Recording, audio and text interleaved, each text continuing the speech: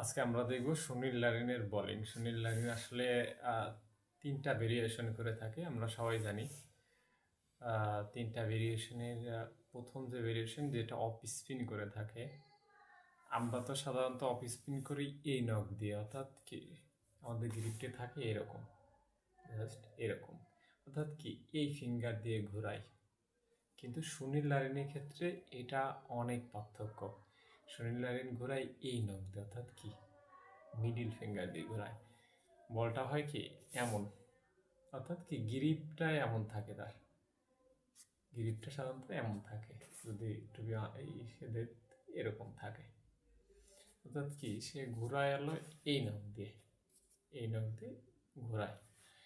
এরপরে যে ভেরিয়েশনটা আছে সেটা হলো নাকেল বল।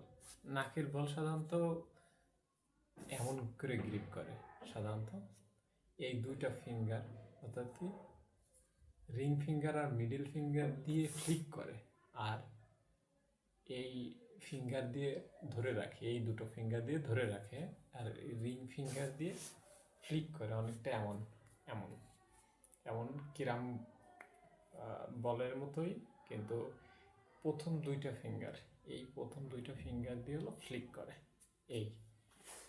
আর আরেকটা ভেরিয়েশন আছে সুনীল নারিনের, যেটাকে আমরা বলতে পারি স্টেটার বা পেস বলারের মতন ধরে, অনেকটা এই এমন এমন ধরে জাস্ট রিলিজ করে। ধন্যবাদ সবাইকে।